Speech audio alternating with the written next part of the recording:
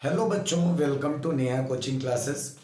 तो आज हम लोग स्टार्ट करने वाले हैं अपने क्लास 11th का थर्मल प्रॉपर्टीज ऑफ मैटर जो चैप्टर है इसका NCERT question with quick revision. क्योंकि आपके क्लास 11th के भी एग्ज़ाम आने वाले हैं, लास्ट के चैप्टर्स के हम लोग क्विक रिवीजन भी करेंगे, साथ साथ एनसीईआरटी क्वेश्चन भी करेंगे और जहाँ तक हम लोग इस एग्ज़ाम से पहले तक पहुँच पाएंगे वो सब कुछ कवर करेंगे। ठीक है, तो अब थर्मल प्रॉपर्टीज ऑफ मैटर का सबसे पहले मैं तुम लोग को क्विक रिवीजन देने वाला हूं कि इस चैप्टर में आपको क्या क्या पढ़ना है और उसके बाद फिर मैं तुम लोग को एनसीईआरटी सॉल्यूशन कराने वाला हूं। क्योंकि तुम लोग जानते हो क्लास 11th में अगर आप एनसीईआरटी बुक के क्वेश्चंस लगाने आ गए आपको, तो ये मान लो काफ़ी हद तक आपके कॉन्सेप्ट क्लियर हो जाते हैं। ठीक है, तो सबसे पहले हमारी कहानी चालू होती है इस चैप्टर में, वो चालू होती है टेम्परेचर के स्केल से। तीन तरह के टेम्परेचर के स्केल हम लोग यहाँ पर पढ़ने वाले हैं। पहला सेल्सियस, दूसरा फ़ारेनहाइट और तीसरा केल्विन। तो सबसे पहला क्वेश्चन बनता है इनके कन्वर्जन से, कैसे हम लोग सेल्सियस से कहाँ जा सकते हैं, फ़ारेनहाइट पे, और कैसे हम लोग फ़ारेनहाइट से कहा जा सकते हैं, केल्विन पे। तो ये वो रिलेशन है आपका जिससे आप सेल्सियस से फ़ारेनहाइट, फ़ारेनहाइट से केल्विन, मतलब किसी भी स्केल से किसी भी स्केल पे जा सकते हो। इसका जनरल रिलेशन होता है कि कोई भी टेम्परेचर किसी भी स्केल का माइनस उसका आइस पॉइंट डिवाइडेड बाय उसका stream point minus ice point. Similarly यहां पर भी देखो, कोई भी स्केल का कोई भी टेम्परेचर माइनस उसका आइस पॉइंट डिवाइडेड बाय फिर से वही steam point minus ice point, steam point minus ice point. फिर से यहां पर भी कोई भी टेम्परेचर किसी भी स्केल का माइनस आइस पॉइंट 273.15 केल्विन में यही होता है, divided by steam point 373 minus 15, sorry 0.15 minus 273.15। तो ये स्केल लिखे हो, इसी से ये देखो शॉर्ट में निकला है 100 माइनस 0 100 होता है, ये 180 होगा, ये 100 होगा। 100 180 100 को कैंसिल किए तो 5955। तो ये याद कर लो क्योंकि ये छोटा है, सिंप्लीफाई करना आसान है। या फिर ये याद कर लो, जनरल कोई भी स्केल आपको मिलेगा आप इसको अप्लाई कर सकते हो। ठीक है, आगे चलते हैं। तो पहला तो स्केल कन्वर्जन हो गया। फिर नेक्स्ट टॉपिक तुम लोग को मिलता है ideal gas equation. Ideal gas equation,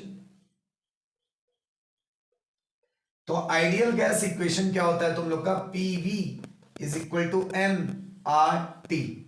फिर से बता देते हैं, पी क्या है बेटा, प्रेशर, वी क्या है, वॉल्यूम, एन क्या है, एन है तुम्हारा number of moles, number of moles. ठीक है, आर क्या है, गैस कांस्टेंट, आर क्या है, गैस कांस्टेंट, इसको गैस कांस्टेंट कहते हैं। वैल्यू यहां पर हम लोग क्या यूज करने वाले हैं, आर की वैल्यू 0.082 जूल पर मोल पर केल्विन। ठीक है, ये यूज करेंगे। टी क्या है, टेम्परेचर, तो PV is equal to NRT, ये आपका आइडियल गैस इक्वेशन है। क्या है, आइडियल गैस इक्वेशन। ठीक है, बहुत शॉर्ट में पढ़ा रहा हूं तुम लोग को, एक तरह से फॉर्मूले की शीट दे रहा हूं तुम लोग को। ये शीट बना लेना, पूरे इस चैप्टर के फॉर्मूले की शीट आपके पास आ जाएगी। एक बार इसको एक नजर देख लोगे, पूरा चैप्टर आपको फिर से याद हो जाएगा। ठीक है, चलो नेक्स्ट चलते हैं आगे। नोट करते चलना, इसको वीडियो को पॉज करना, नोट करते चलना। आगे चलते हैं नेक्स्ट। कुछ गैस के लॉ आते हैं हमारे। ठीक है, गैस लॉ, बहुत सारे लॉज हैं तो गैस लॉज कर लिख देते हैं। गैस लॉ जैसे Boyle's law, Charles law, Gay-Lussac law. ठीक है, इतने से अपना काम हो जाएगा, बाकी और भी है अभी के लिए, आगे पढ़ाएंगे। ठीक है, जरूरत पड़ेगी तो सबसे पहले आता है बॉयल्स लॉ। बॉयल्स लॉ सबसे पहले तुम लोग का आता है क्या, बॉयल्स लॉ। सॉरी यहां पर स्पेलिंग गलत है, बॉयल्स लॉ। बॉयल्स लॉ क्या कहता है कि at constant temperature, at constant temperature, temperature तुम्हारा कांस्टेंट है तो जो तुम्हारा प्रेशर है वो इनवर्सली प्रोपोर्शनल है वॉल्यूम के। ये बात सही है। अगर टेम्परेचर कांस्टेंट हो गया तो जितना प्रेशर दोगे पार्टिकल्स उतने पास पास आएंगे, और जितने पास आएंगे पार्टिकल वॉल्यूम उतना कम होगा। तो जितना ज्यादा प्रेशर दोगे वॉल्यूम उतना कम होगा, means pressure is inversely proportional to volume. इस हिसाब से तुम लोग लिख सकते हो कि P और इस V को अगर मैं मल्टीप्लाई में लाऊं, डायरेक्टली प्रोपोर्शनल को इक्वल बदलूं, तो तुम्हें पता है डायरेक्टली प्रोपोर्शनल को इक्वल लाने से एक कांस्टेंट आता है, तो हम लोग लिख सकते हैं P इंटू वी कांस्टेंट के बराबर है। इसका मतलब अलग अलग प्रेशर पे वॉल्यूम अलग अलग होगा। तो जब प्रेशर P1 है तो वॉल्यूम V1 है, और जब प्रेशर P2 है तो वॉल्यूम V2 है, पर इनका प्रोडक्ट हर जगह का सेम होगा। ये देखो कांस्टेंट है, प्रेशर और वॉल्यूम का प्रोडक्ट हमेशा कांस्टेंट रहेगा। इसका मतलब हर एक पॉइंट का प्रेशर और वॉल्यूम हर एक पॉइंट के प्रेशर और वॉल्यूम के प्रोडक्ट से सेम रहेगा। ये इंपॉर्टेंट है तुम्हारे लिए, P1 V1 is equal to P2 V2। ये इंपॉर्टेंट है, ये भी इंपॉर्टेंट है, पर ये ज्यादा यूज होगा, ठीक है, याद रखना। चलो आगे चलते हैं, दूसरे गैस लॉ की तरफ चलते हैं, जिसका नाम है चार्ल्स लॉ। क्या नाम है? Charles law. Charles law. Charles ने क्या कहा? चार्ल्स लॉ में बताया गया है कि एट कांस्टेंट प्रेशर, प्रेशर को कांस्टेंट कर दिए। किसको कांस्टेंट कर दिए? प्रेशर। इन्होंने कहा volume is directly proportional to temperature. ये तो सब सही है, ये तो एकदम सही है। देखो एकदम वो भी सही था यार, ये भी सही है। जितना ज्यादा टेम्परेचर बढ़ाओगे मॉलिक्यूल्स की काइनेटिक एनर्जी उतना बढ़ती। मॉलिक्यूल्स की काइनेटिक एनर्जी जितना ज्यादा बढ़ेगी उनके बीच में वाइब्रेशन उतना दूर तक होगा, है ना। और जितना ज्यादा वाइब्रेशन होगा वॉल्यूम उतना ज्यादा जाएगा। गैस के लिए है बात ये बेटा, गैस के लिए। तो जितना ज्यादा टेम्परेचर बढ़ा है उतना ज्यादा वॉल्यूम बढ़ रहा है। फिर से वही, टेम्परेचर को इधर लाओ, है ना, टेम्परेचर को इधर लाओ, तो V अपॉन T किसके बराबर हो गया? कांस्टेंट के। फिर से कांस्टेंट क्यों आया? क्योंकि डायरेक्टली प्रोपोर्शनल है, इक्वल में आया तो कांस्टेंट आया।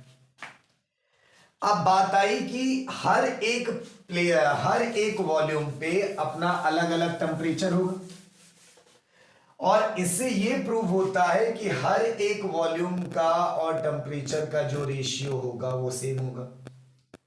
Means V1 upon T1 is equal to V2 upon T2। ये रिलेशन मिला, ठीक है। ये भी इंपॉर्टेंट है, काफी इंपॉर्टेंट। हर एक वॉल्यूम का अपना हर एक टेम्परेचर होगा, और हर एक टेम्परेचर पे उसका रेशियो, वॉल्यूम और रेशियो का जो टेम्परेचर होगा वो क्या होगा? कांस्टेंट होगा। इसीलिए तो कांस्टेंट लिखा है। चल आगे चलते हैं। नेक्स्ट एक और है जिसको हम लोग प्रेशर लॉ भी कहते हैं या फिर गे-लुसैक लॉ भी कहते हैं।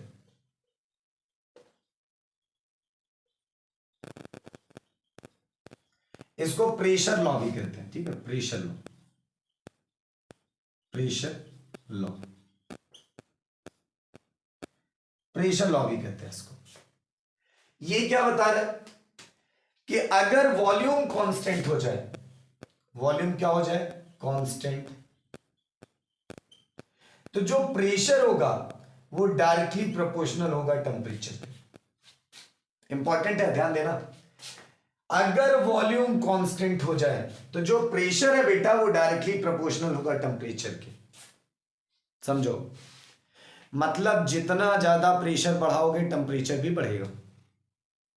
वॉल्यूम अगर कांस्टेंट हो जाए तब जितना ज्यादा प्रेशर बढ़ाओगे टेम्परेचर बढ़ेगा, फिर जितना ज्यादा टेम्परेचर बढ़ाओगे प्रेशर बढ़ेगा। इससे यह समझ में आया कि P और T का जो रेशियो है वो भी कांस्टेंट होता है। फिर से वही परंपरा मैं फिर से बताऊंगा तुम्हें। डायरेक्टली है, इक्वल आए, कांस्टेंट आया, T को डिवाइड में लाए, सब कुछ हुई। इससे भी ये समझ में आया कि हर एक हर एक प्रेशर के टेम्परेचर का रेशियो हमेशा सेम होगा, है ना। हर एक प्रेशर और टेम्परेचर का रेशियो हमेशा क्या होगा, सेम होगा। ये भी इंपॉर्टेंट है। P1 T1 is equal to P1 upon T1 is equal to P2 upon T2। तो हर एक प्रेशर और टेम्परेचर का जो रेशियो है वो सेम होगा। ये तीन गैस लॉ है जो हमारे लिए इंपॉर्टेंट है। पहला Boyle's law, P1 V1 is equal to P2 V2। दूसरा तुम्हारा चार्ल्स लॉ। चार्ल्स लॉ में क्या बताए थे कि volume is directly proportional to temperature. इसका मतलब क्या है कि V1 upon T1 is equal to V2 upon T2। और तीसरा तुम्हारा क्या है, प्रेशर लॉ है, फिर Gay-Lussac law, P1 upon T1 is equal to P2 upon T2। ये तीन लॉ हम लोग पढ़ेंगे, ठीक है। ये तीन लॉ है हम लोग का। अब नेक्स्ट जो हमारा आया, नेक्स्ट हमारा एक्सपेंशन से कहानी चलेगी। अब एक्सपेंशन की तरफ चलेंगे।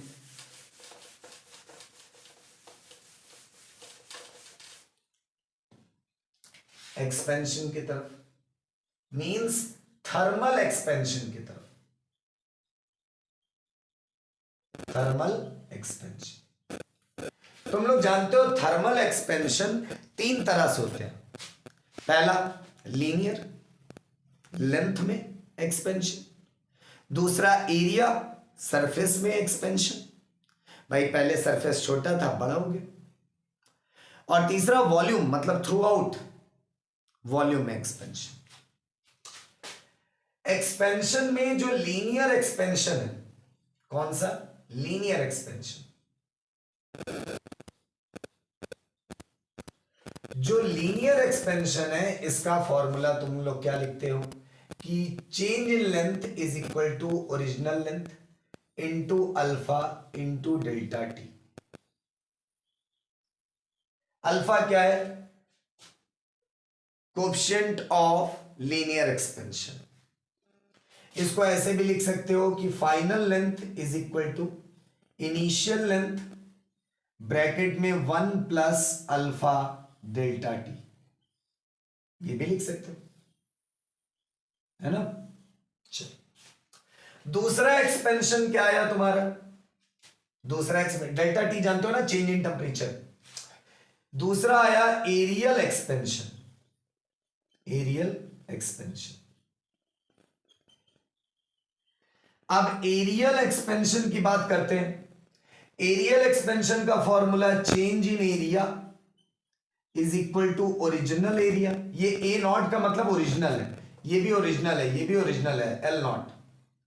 यहां पर कांस्टेंट आता है बीटा और डेल्टा टी है। बीटा को क्या कहते हैं, कोएफिशिएंट ऑफ एरियल एक्सपेंशन, है ना। इसको भी ऐसे लिख सकते हो, final area is equal to initial area bracket में 1 प्लस बीटा डेल्टा टी, ऐसे भी लिख सकते हो। इसकी एक इंपॉर्टेंट बात, बीटा और अल्फा के बीच का रिलेशन तो 2 टाइम्स अल्फा होता है बीटा। अल्फा का ट्वाइस कर दो तो किसके बराबर आ जाएगा, बीटा के। ये भी इंपॉर्टेंट रिलेशन। हाँ, 3 रिलेशन हो गए। ये देखो, ये दोनों तो सेम है यार, ये दोनों सेम है। इसी को मैं ब्रेक करके लिखा हूं उस तरह से, ठीक। तीसरा चलते हैं वॉल्यूम एक्सपेंशन की तरफ। Volume expansion,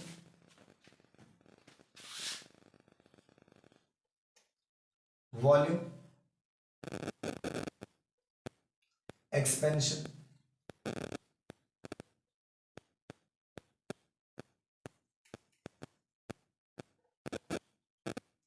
volume expansion, volume expansion का फॉर्मूला होता है change in volume is equal to original volume, यहां गामा टर्म यूज होता है, इनटू डेल्टा टी। इसको भी लिख सकते हो final volume initial volume bracket में 1 प्लस गामा डेल्टा टी। और गामा और अल्फा का रिलेशन 3 टाइम्स अल्फा। गामा और अल्फा का रिलेशन 3 टाइम्स अल्फा। कभी कोई तुमसे पूछे अल्फा बीटा और गामा के बीच का रेशियो, तो बताना 1:2:3। ये देखो, पहले में केवल अल्फा, दूसरे में 2 अल्फा, तीसरे में 3 अल्फा, तो 1 2 3 ये रेशियो। ठीक है, चलें आगे, चलें, चल।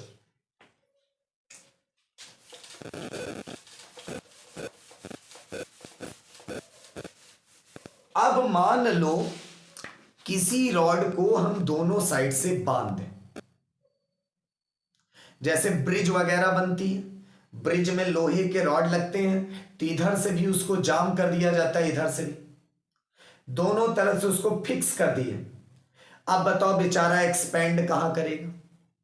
अब समस्या है, एक्सपेंड करने के लिए फ्री ही नहीं रखा गया, तो इनके मॉलिक्यूल्स के बीच में एक स्ट्रेन आएगा, स्ट्रेस और स्ट्रेन, जो याद करो पढ़े थे, young modulus, stress upon strain, bulk modulus, shear modulus. तो ये कहा गया कि अगर कोई रॉड है तो मतलब लीनियर है, लीनियर है तो यंग मॉडुलस है, तो रॉड को दोनों एंड से फिक्स कर दो, फ्री नहीं है एक्सपेंड करने के लिए। याद रखना, जब किसी रॉड को फ्री ना किया जाए एक्सपेंड होने के लिए, रॉड फ्री नहीं है, ठीक है, इफ रॉड इज फिक्स्ड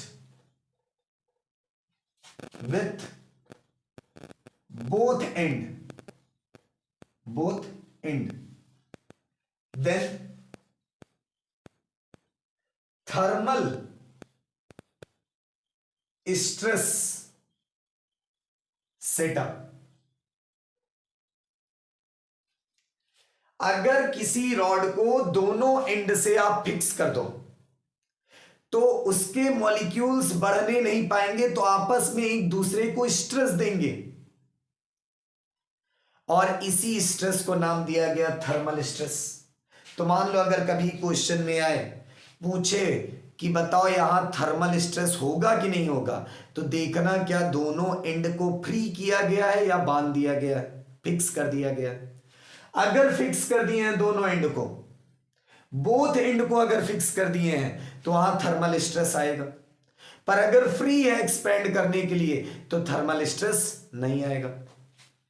तो यहां थर्मल स्ट्रेस आया, बात है थर्मल स्ट्रेस निकलेगा कैसे? तो याद करो, स्ट्रेस का फॉर्मूला होता है फोर्स अपॉन एरिया, और यही फोर्स ही तो है। अगर थर्मल स्ट्रेस निकालना है तो ये फोर्स हमें पता लगाना पड़ेगा, तब अपने आप निकल जाएगा।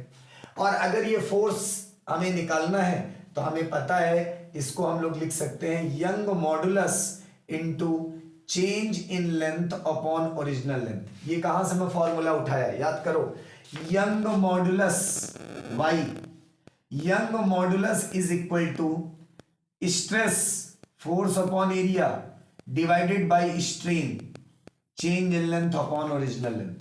तो ये देखो, इसको मल्टीप्लाई में भेज दिया, ये मिल गया फॉर्मूला।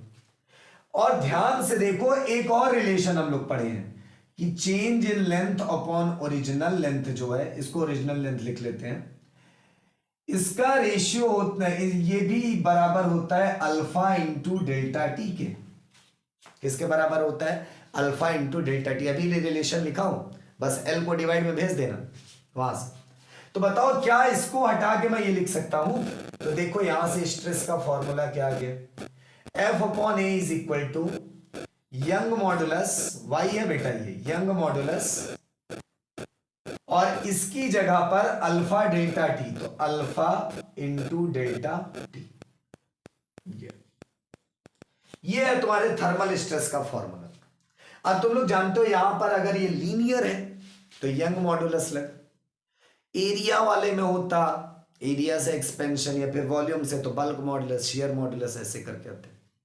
उसके लिए भी हमारा एरियल एक्सपेंशन, वॉल्यूमेट्रिक एक्सपेंशन, ठीक है। अधिकतर तुम्हें क्वेश्चन इससे मिलेगा, ठीक है, यंग मॉडुलस से। कोई दिक्कत? तो तुम लोग को सारे एक्सपेंशन पढ़ा दिए, तुम लोग को रिवीजन करा दिए ये कब थर्मल स्ट्रेस आएगा कब नहीं आएगा। अब एक और रिवीजन करा देते हैं, 2 पार्ट में इस चैप्टर को रिवीजन करवाएंगे, कुछ आज कुछ कल।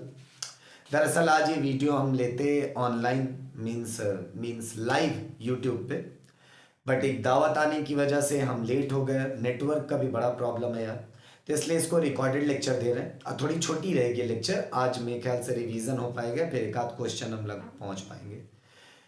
तो इस वजह से हम लोग आज थोड़ा सा वीडियो शॉर्ट रहेगा, कल से वो तुम्हारे वीडियोस अच्छे हो जाएंगे।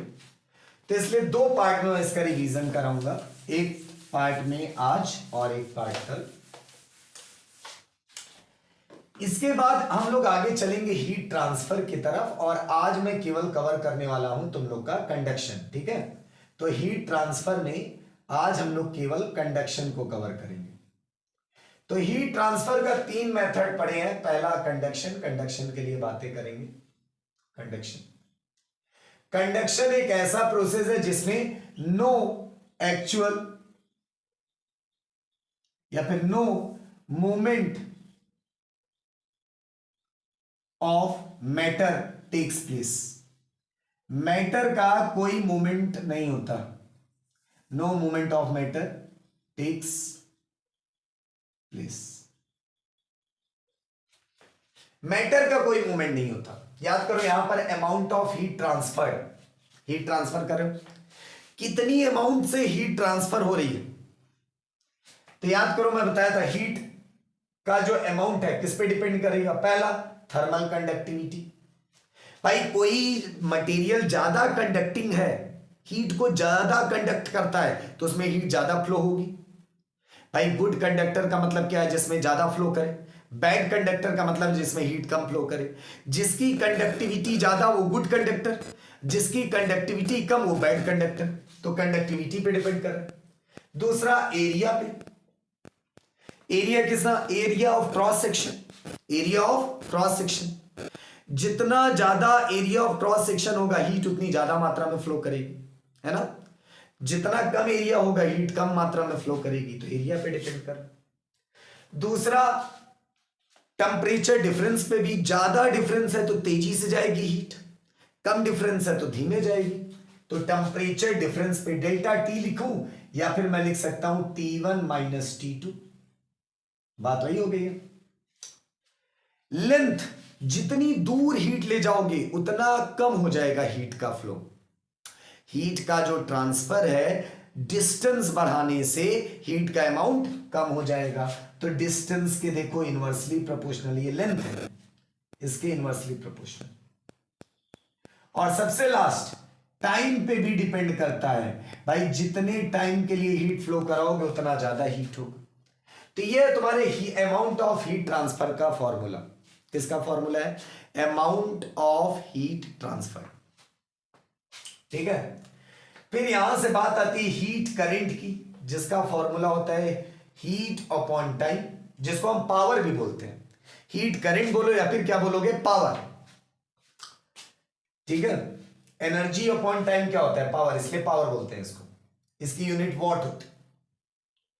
अब अगर मैं टाइम से डिवाइड कर दूं, क्यू की वैल्यू ये रखे, तो टी से टी कट जाएगा, फॉर्मूला आ जाएगा के ए T1 minus T2 divided by L. इसको डेल्टा टी भी लिख सकते हो, याद रखना।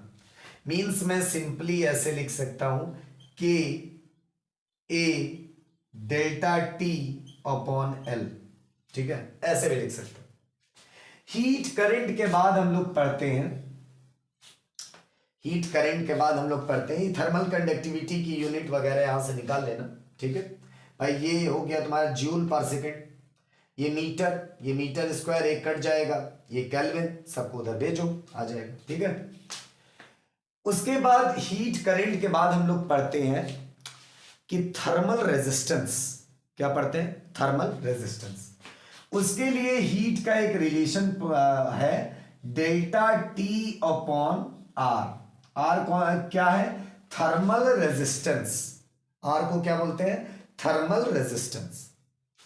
तो डेल्टा टी अपॉन आर होता है एच का फॉर्मूला। एक और फॉर्मूला, आर का फॉर्मूला अगर कोई तुमसे पूछे तो बताना एल अपॉन के इंटू ए, ये है आर का फॉर्मूला।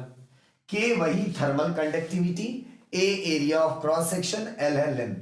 मतलब रेजिस्टेंस थर्मल का रेजिस्टेंस मतलब समझो, हीट के फ्लो को जो रोके, हीट के फ्लो को जो अपोज करे उसको कहते हैं थर्मल रेजिस्टेंस। तो थर्मल रेजिस्टेंस कब ज्यादा होगा? जब लेंथ ज्यादा होगा। कब कम होगा? जब एरिया ज्यादा हो जाएगा तो भीड़ कम हो जाएगी, रेजिस्टेंस कम हो जाएगा।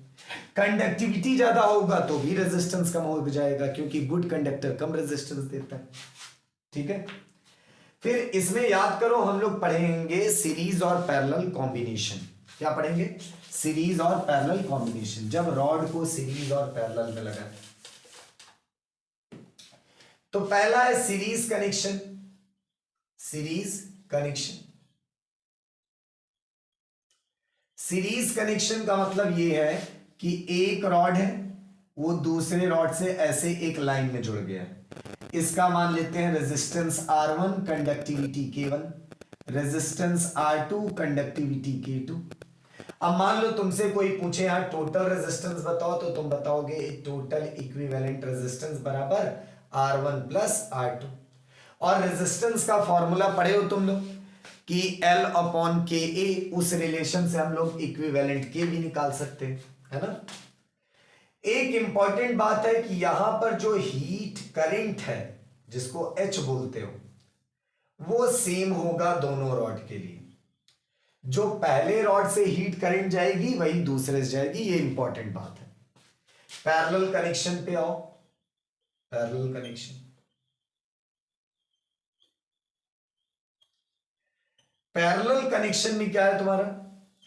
पैरेलल कनेक्शन में जो इक्विवेलेंट रेजिस्टेंस का फॉर्मूला है वो हो जाएगा 1/R1 plus 1/R2 plus dash dash dash जितने रॉड होंगे। अब पैरेलल में रॉड कैसे लगेगा? एक रॉड ये है, दूसरा रॉड ये है, ये पैरेलल में। इसका resistance R1, conductivity K1, conductivity K2, resistance R2। इस बार देखो टेम्परेचर सेम है, ये T1 पे ये T2 पे जो टेम्परेचर का डिफरेंस है मतलब डेल्टा T वो सेम है। तो इस बार डेल्टा T दोनों रॉड के लिए सेम। तो ये था यहां तक तुम्हारा रिवीजन। बाकी तुम लोग जानते हो इस रिवीजन को उनको समझ में आएगा जिसने चैप्टर को पढ़ा है। जो चैप्टर नहीं पढ़े हो आपको इस पूरे चैप्टर को अच्छे से पढ़ना है, ठीक है। और उसके बाद फिर इस रिवीजन को देखना तो आपको समझ में आएगा हाँ चीजें रिवाइज हो रही, ठीक है।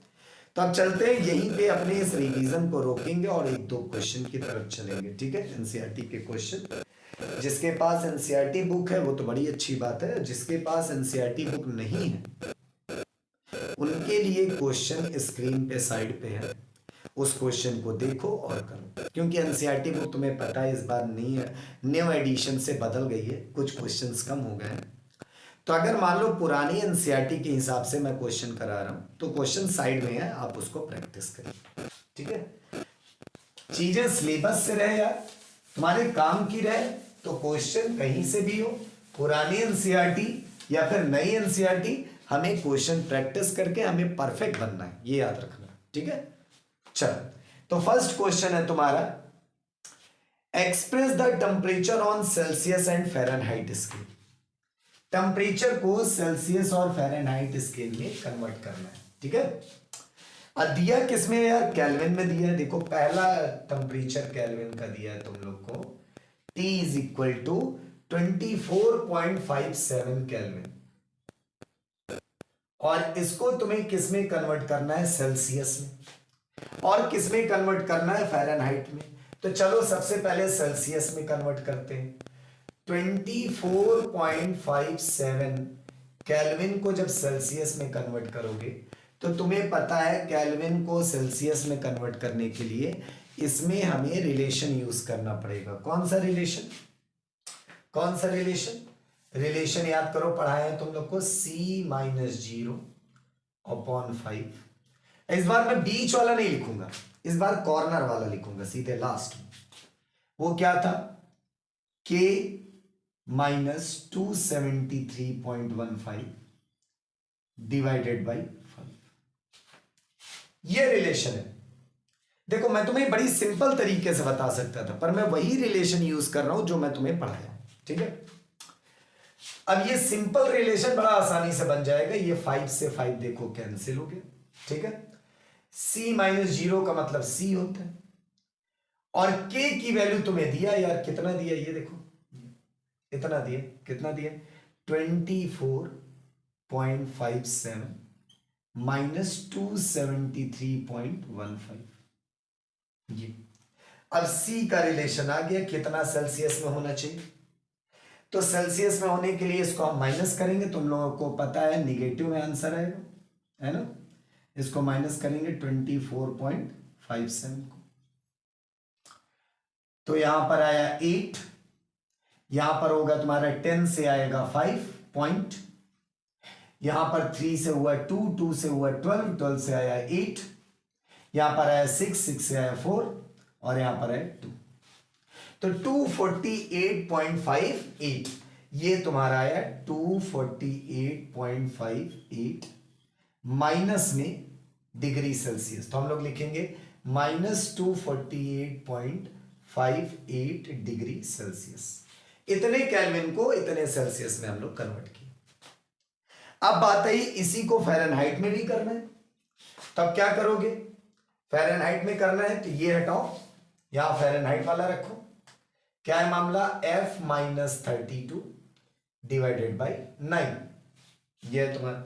इस बार 5 कटेगा नहीं, है ना, इस बार 5 कटेगा नहीं। अच्छा, इसको सेल्सियस से भी फ़ारेनहाइट में बदल सकते हैं, तो मैं केल्विन से ही बदल रहा हूं, तुम लोग बाकी चाहे जैसे करो यार। फ़ारेनहाइट निकालना है, माइनस 32, 9 उधर भेज दो, डिवाइड में इंटू में चला जाएगा, के की वैल्यू वही 224.57 माइनस 273.15 डिवाइडेड बाई 5 इंटू 9।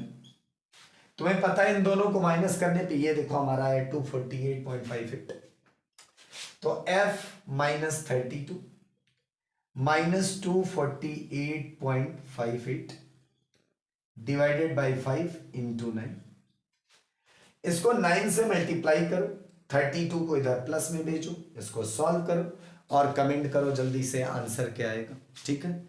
तो आज इसी पे रोकेंगे, पर साथ में एक होमवर्क देंगे कमेंट करने के लिए, तुम लोग को सब लोग कमेंट करना, इसको सॉल्व करके पहले कमेंट करना। दूसरा एक और होमवर्क देते हैं, 216 पॉइंट और क्या दिया है 55 केल्विन, इसको सेल्सियस में भी चेंज करना है तुम लोग को और फ़ारेनहाइट में भी चेंज करना है, ठीक है।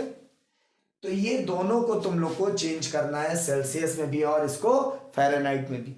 सबको कमेंट करना है, मान लो जितने लोग वीडियो देखोगे सबको कमेंट करना है इसका आंसर क्या है, ठीक है। मिलते हैं कल फिर से नेक्स्ट वीडियो।